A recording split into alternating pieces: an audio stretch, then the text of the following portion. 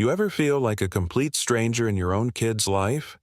Like you spent 20 years building a foundation for them, only for them to treat you like the hired help the second they get a taste of the high life? Well, I've got a story for you. It starts with a handmade gift and ends with a legal document that would make your head spin. Stick around, because the look on their faces when the truth comes out is something you don't want to miss. The High Life in Westchester. The Ashworth Country Club is the kind of place that feels like a movie set. We're talking 40 acres of perfect green hills out in Westchester County. There were these big white tents all over the lawn and a string quartet playing soft music near the roses. I'm standing there watching 60 guests sip on sparkling cider and eat little finger sandwiches that probably cost more per plate than I spend on a whole week of groceries. My daughter, Olivia, looked incredible. She's 7 months pregnant and was just glowing in this cream-colored dress. Looked like it cost $1,000, easy. She moved through that crowd like she was born to be there, surrounded by all that wealth and status. But the truth is, she wasn't. She was born in a cramped 2-bedroom place in Queens. Her first crib was actually a dresser drawer I lined with blankets because I didn't have 2 nickels to rub together back then. Standing right next to her was her husband, Ethan Calloway. Tall guy, strong jaw, the kind of fella who looks so trustworthy you'd hand him your life savings without a second thought. He spends his days at his dad's firm, Ashworth & Klein, handling high-stakes insurance for the wealthiest people in the state. The watch on his wrist cost more than the car I drove to get there. His mother, Victoria, was the one who pulled this whole shower together. She picked the place, the food, and the people. I felt like I was only invited out of some kind of obligation.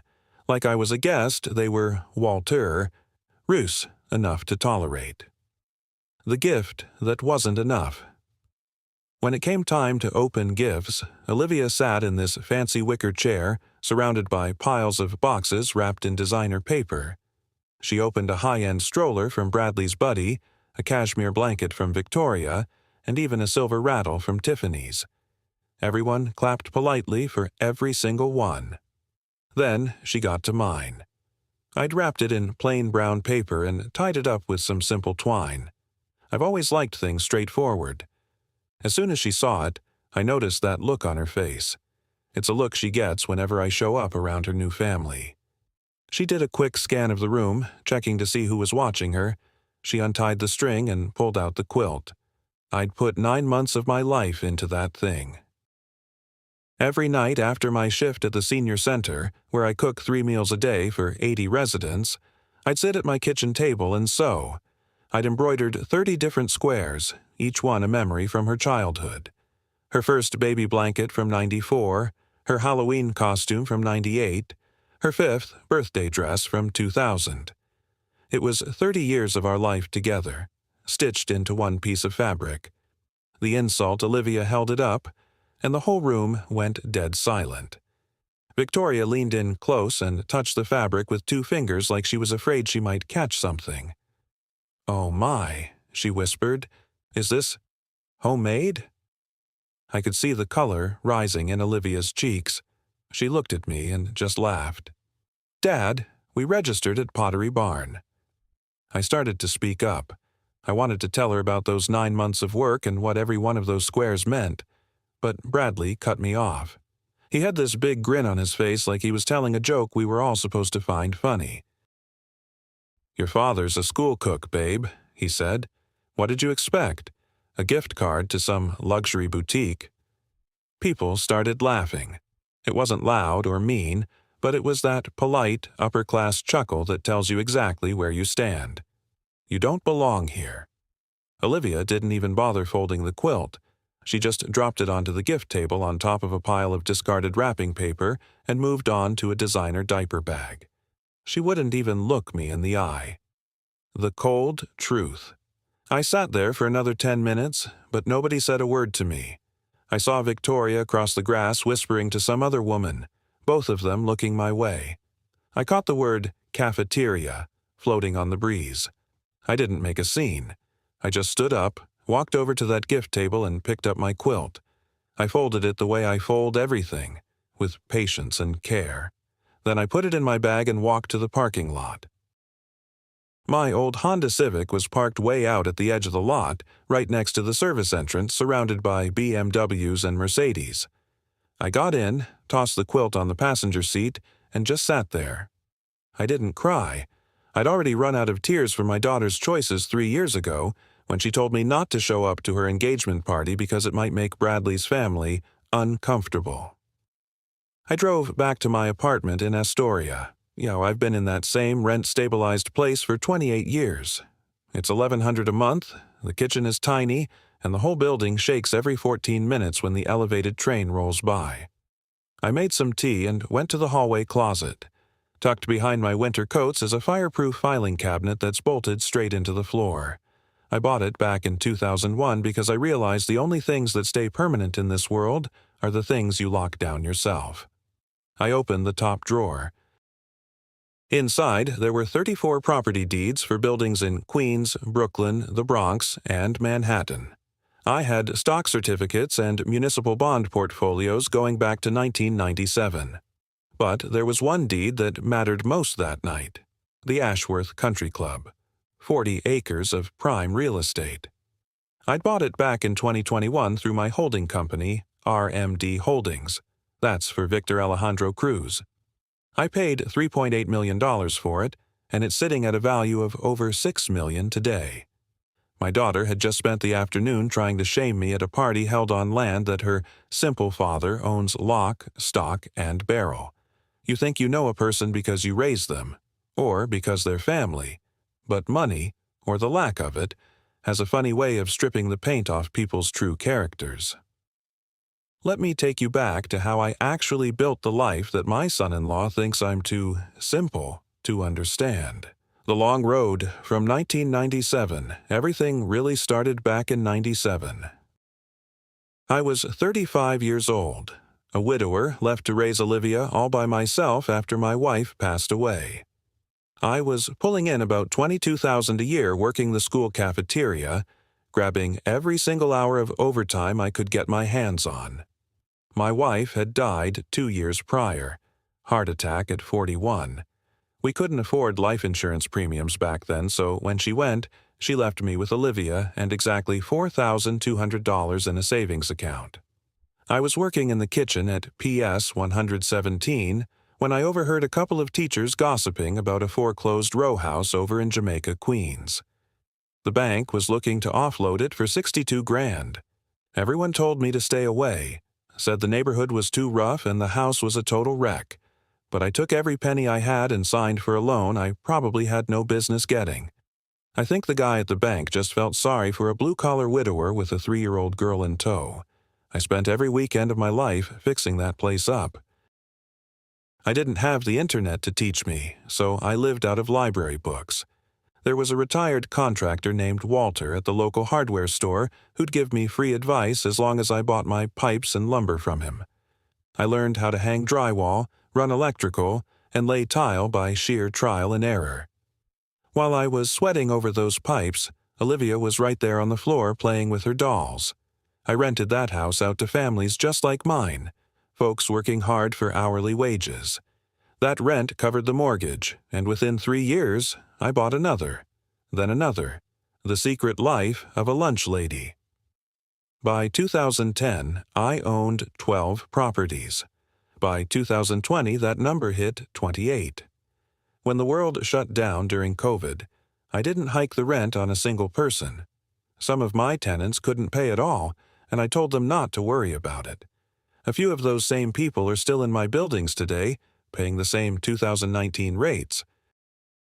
Today, my portfolio is 34 properties across the city. It's worth about $28 million, and after I pay all the bills, I'm clearing $1.4 million a year in rental income. But here's the kicker. I never quit my job at the senior center. 5 days a week, I'm in that kitchen by 5:30 a.m., whipping up oatmeal and scrambled eggs. The crew calls me Rosie, and the seniors call me Sweetheart. Not a soul knows I'm a millionaire because I never felt the need to brag. I kept it from Olivia, too. I wanted her to understand that you earn your place in this world. You don't just wait for it to be handed to you. I thought growing up without a silver spoon would build her character. Instead, it just built up a sense of shame that she tried to cover up with fancy labels. Moving the chess pieces. The morning after that baby shower disaster, I didn't head straight to my lawyer. I went to the bank, First Metro Credit Union on Steinway Street. I've kept my emergency cash there for 2 decades. I had $4.6 million sitting in liquid savings, totally separate from the real estate. The manager, Ying, has known me for 15 years. He watched that balance climb from a few bucks to 7 figures and never blinked an eye. He knows that the quietest people usually have the deepest pockets. I told him I needed to move it all. Every cent. I wanted cashier's checks and 5 years of my full transaction history. Didn't pry. He just got it done. 20 minutes later, I walked out with a leather folder and a sealed envelope that held my life's work. Then I went to see Leonard Whitaker. He's been my attorney since 2003. He's 70 now and mostly retired, but he stays on for me because he says I'm the most interesting client he's ever had. When his secretary, Carol, saw the paperwork I brought in, she actually put her coffee down and went to get him. "Arthur," I said when he stepped out, "I need a full review of everything I own. Every LLC, every deed, every account. And I need you to find me the best private investigator in the business, someone who knows how to sniff out financial fraud." The fraud in the family. By that afternoon, I was sitting across from Natalie Mercer. She's a former forensic accountant turned PI, sharp as a tack and doesn't waste time on small talk. I told her I wanted the dirt on my son-in-law, Ethan Calloway. I told her straight out, the math doesn't add up. He's making $90 grand at his old man's firm. My daughter doesn't work. Yet they're living in a $1.2 million house and taking vacations to St. Bart's that cost a fortune. I've been watching him for 3 years, and something smelled rotten. Catherine told me to give her 2 weeks. She called me on a Tuesday night while I was sitting at my kitchen table, looking at that quilt again. I was touching the square made from the dress Olivia wore to her father's funeral, pale blue with white flowers. She was only 5 back then, asking me why her dad had to sleep in a box. "Mr. Delgado," Catherine's voice was steady, "you're going to want to sit down for this." "I'm already sitting," I told her. The news was worse than I thought. Bradley had been running a premium diversion scam for 2 years. He was taking insurance premiums from his clients and sliding them into a shadow account instead of the company books. He'd stolen $720,000 so far to fund that lifestyle he was so proud of. But here's the part that made my blood boil. His victims were seniors, retired folks on fixed incomes, just like the people I cook for every morning.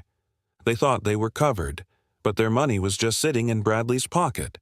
If any of them actually got sick or passed away, there would be no payout. Nothing. Catherine told me there was no proof Olivia knew about the scam. Her name wasn't on the accounts. But that didn't change the fact that her high society life was bought with stolen money from people who couldn't afford to lose it. Wait until you see what happens when the lunch lady decides it's time to settle the bill. But before we get to the confrontation, I want to hear from you. If you found out someone in your family was living a lie on someone else's dime, would you blow the whistle or keep it quiet to protect them? Let me know in the comments. I'm reading them all. And don't forget to subscribe, because the next part is where the walls really start closing in on the Ashworths. You know, they say the truth will set you free, but they usually forget to mention it's probably going to burn your house down first.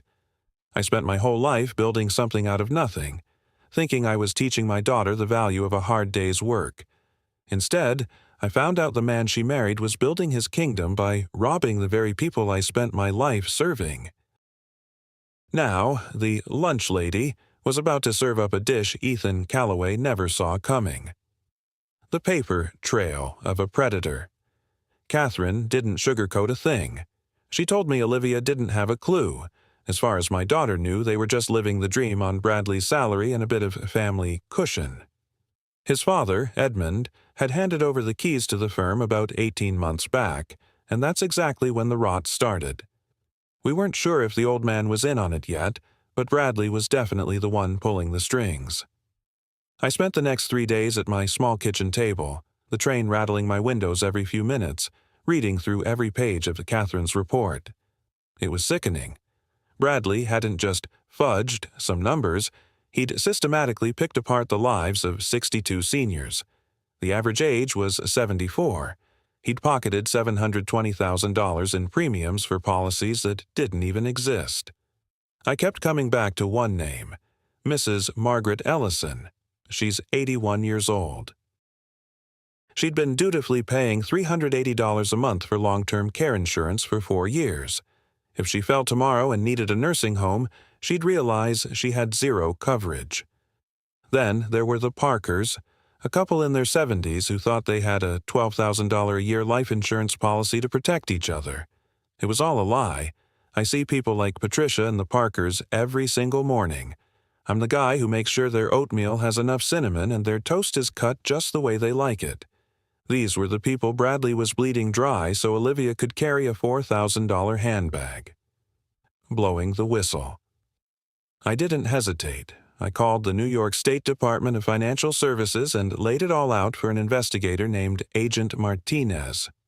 I gave him the case numbers, the bank accounts, and every scrap of evidence Catherine had dug up. "Mr. Delgado," Martinez said, his voice turning real serious, "this isn't just a fine. We're talking criminal charges. And your daughter is right in the middle of this family." "I know exactly who my daughter is married to," I told him. I knew the consequences. I knew it would break her world, but I couldn't let those seniors suffer another day. After I hung up, I sat there in the quiet. I looked at that quilt again, specifically the square from 1994, Olivia's first blanket, and I wondered how we'd ended up so far apart. But I didn't have time to mourn. I had work to do. I called Daniel Brooks, the man who manages my properties. "Philip," I said, "I'm done with the Ashworth Country Club. I want to flip the whole 40 acres. We're going to build senior housing, affordable units for retirees on fixed incomes. I want a community center, green space, the works. Let's aim for 120 units. Philip was quiet for a long beat.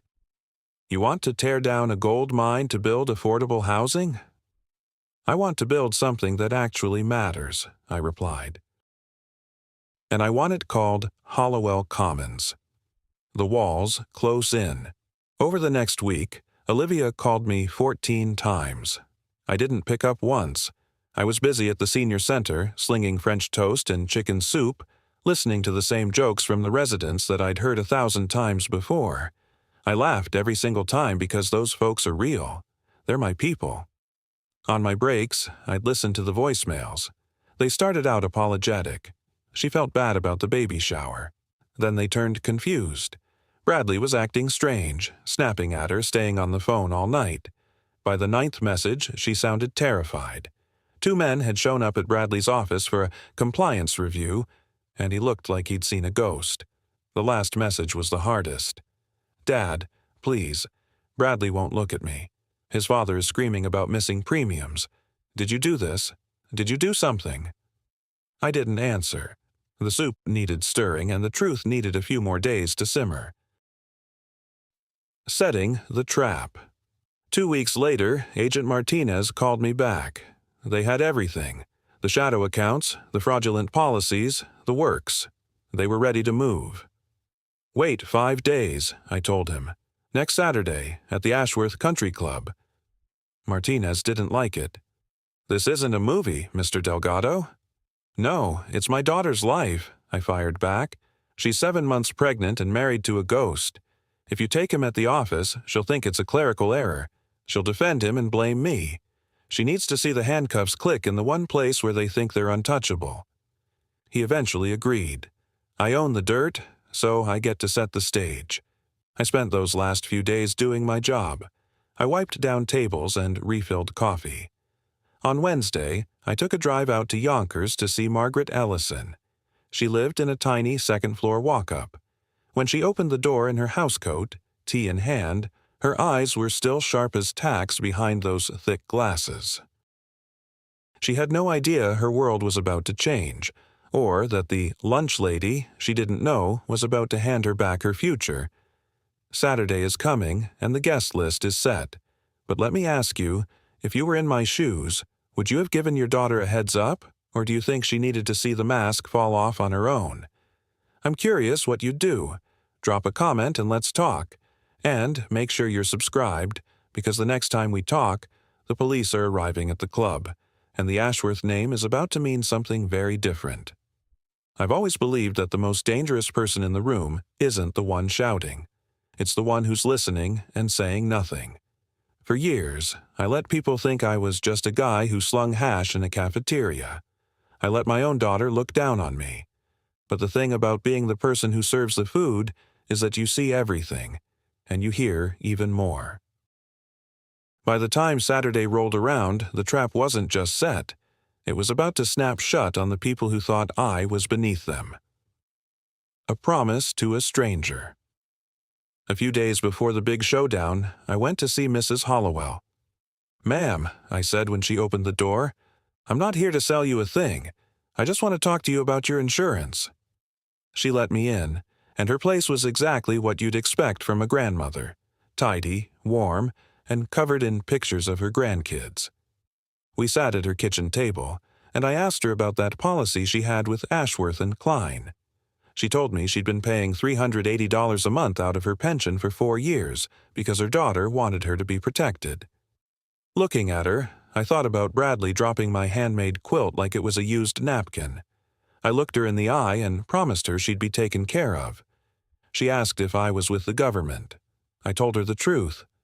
"No, ma'am. I'm just a cafeteria cook." She gave me a smile and said, "Best people in the world, those cooks." And she was right. The master of the house Saturday was a beautiful day. The kind of weather that makes you feel like justice is finally in the cards. I got to the Ashworth Country Club 2 hours early. The place was empty, just some landscapers working on the hedges. I walked through the ballroom and the dining room, looking at the crystal chandeliers and the expensive mahogany walls. It was a strange feeling, knowing every single blade of grass and every piece of furniture belonged to me. In the back of my car, I had the blueprints for Hollowell Commons, the affordable housing for seniors I was going to build right on top of this playground for the rich. At 1:30, Olivia pulled up.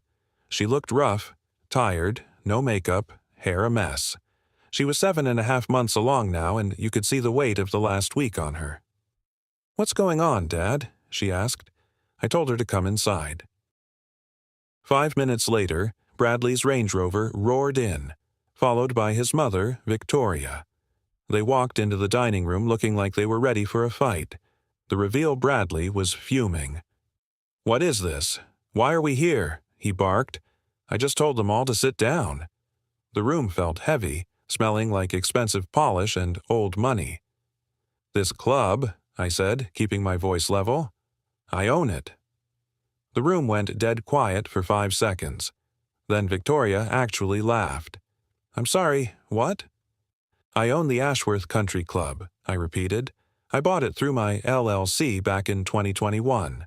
The land, the buildings, everything. And I've got 33 other properties just like it across New York. My portfolio is worth $28 million. I've been playing the real estate game since 1997. Olivia looked like she'd been slapped. She dropped into a chair, her hands shaking. "Why didn't you ever tell me?" "Because I wanted to see who you'd become without the money," I told her straight. "And now I know. You became someone who let her husband mock your father for being a lunch lady while 60 people watched. You became someone who treated a handmade gift like trash because it didn't have a designer label." The handcuffs click. Before she could even try to defend herself, the front door swung open. Agent Martinez walked in, badge out, with 2 other investigators right behind him. Bradley went white as a sheet. "Mr. Ashworth," Martinez said, "we're here about the irregularities at your insurance firm." Bradley tried to play it off, claiming his dad's firm was spotless, but Martinez wasn't having it. "Your dad's business was clean, you weren't.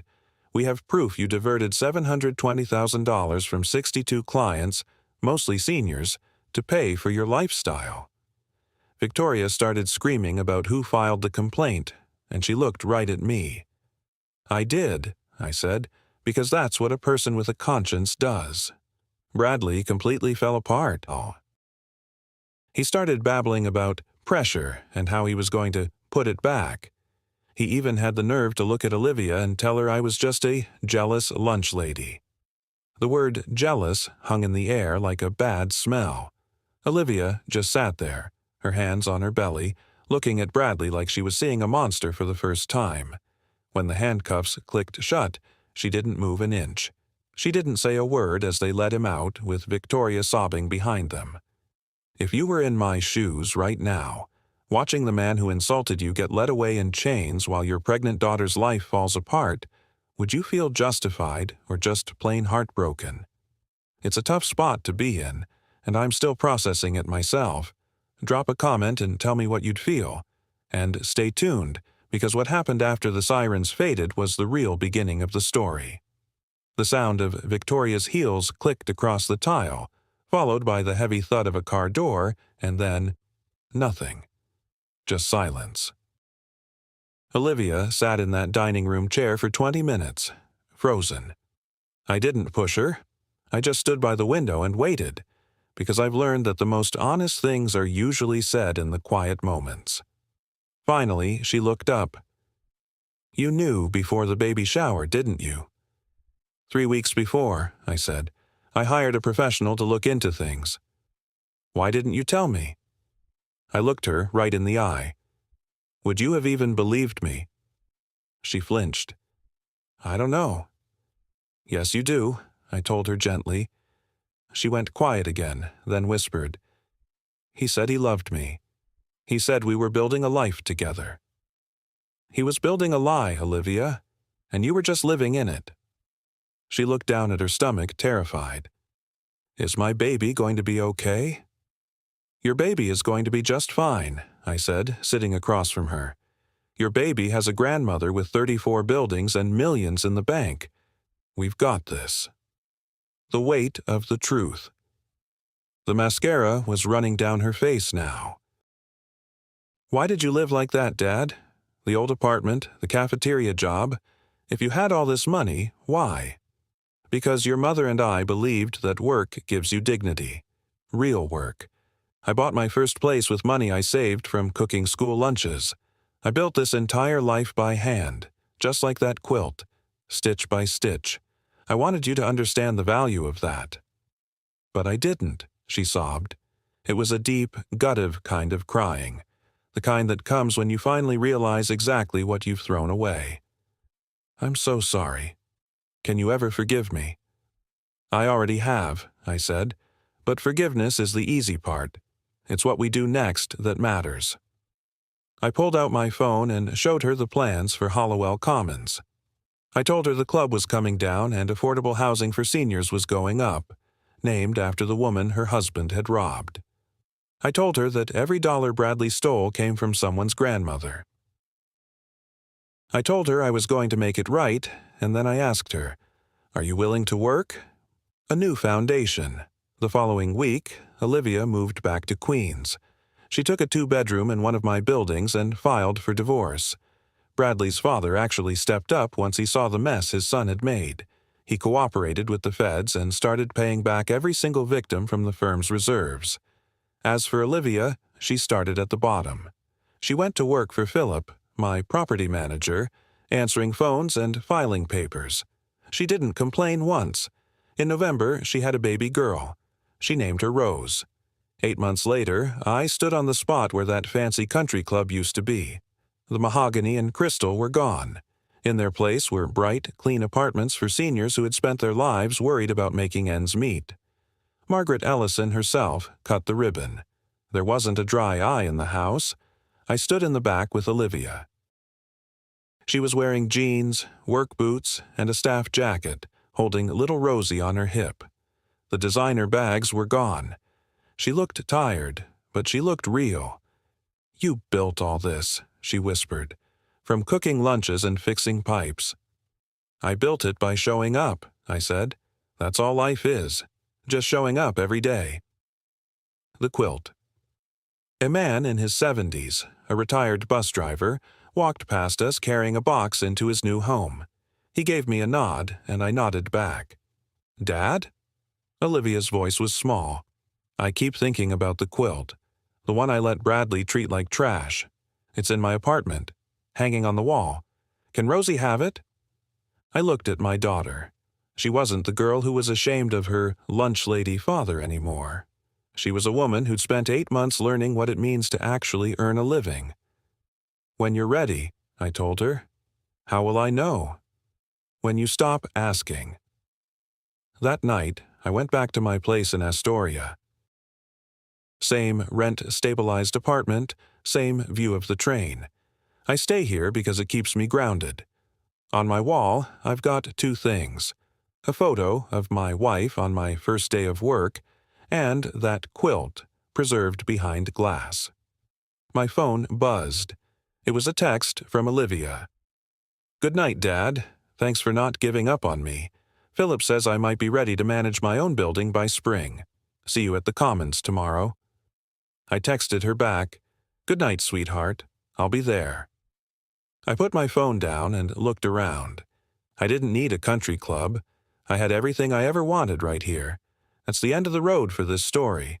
It's funny how life works. Sometimes you have to lose everything to find out what you're actually worth. I'm glad you stuck around to hear it. What's the biggest lesson you're taking away from Rosie and Olivia's journey? I'd love to hear your thoughts one last time in the comments. Thanks for listening. I'm sitting here in the same one-bedroom apartment I've called home for decades. One kitchen, one window, and that same train that rattles the walls every 14 minutes like clockwork. Now, I could afford a penthouse. Hell, I could afford 10 of them. But this place is exactly where I need to be. It's a daily reminder that having enough isn't about the balance in your bank account. It's a choice you make in your heart. For 30 years, the world looked at me and just saw a lunch lady. They saw a man in an apron and a hairnet, someone who spent his life stirring oatmeal and scrubbing counters. They made a lot of assumptions because my hands smelled like dish soap. They assumed I was struggling, that I was uneducated, and that I had nothing of real value to offer. For a long time, my own daughter believed that too, until the day she finally saw the truth. But here's the thing. The quilt wasn't the real gift. The property deeds and the $28 million portfolio weren't the gift either. The gift was the lesson I had to learn the hard way. Your worth isn't tied to a job title. It's defined by what you do with the time you're given on this earth. The true measure of a man. To anyone listening to this, I want you to remember something. The big guy upstairs doesn't measure your value by the size of your paycheck. Back when I was stirring those pots at 5:30 in the morning, feeling exhausted and invisible to the world, I didn't realize that a higher power was building something through me. Every hour of honest labor, every dollar I tucked away, and every building I bought, it was all a way to provide shelter for people who had nowhere else to go. Sometimes we're tested, not to break us, but to reveal what's actually inside. When Olivia dropped that quilt on the table like it was garbage, it revealed exactly what her heart valued at the time. And when she came back 8 months later, ready to get her hands dirty and start over, it showed me how much she had truly transformed. Don't wait for the crisis. If I have one regret, it's this. Don't do what I did. Don't hide your true story from the people you love. Don't wait for a betrayal or a scandal to teach your children about character. Be open with them. Talk to them about the struggle and the hard work before a crisis forces your hand. I almost lost my daughter forever because I chose to keep quiet when I should have been speaking the truth. If this story hit home for you, I'd love to hear about it in the comments. Have you ever been looked down on because of what you do for a living? Have you had to watch someone you love lose their way in a life that wasn't right for them? Share this with someone who needs to hear that every honest job has dignity. Whether you're a cafeteria cook, a bus driver, or a janitor, you are the ones building the world the rest of us live in. Go ahead and subscribe for more stories about ordinary people making extraordinary choices. Your story matters, and someone out there needs to hear it. Thanks for sticking with me until the very end. Your time is a precious thing, and I'm honored you spent it with me. Some details here were adjusted to tell the story better, but the heart of it is as real as it gets. God bless you. And just remember, it was never just a raggedy old blanket. It was a legacy,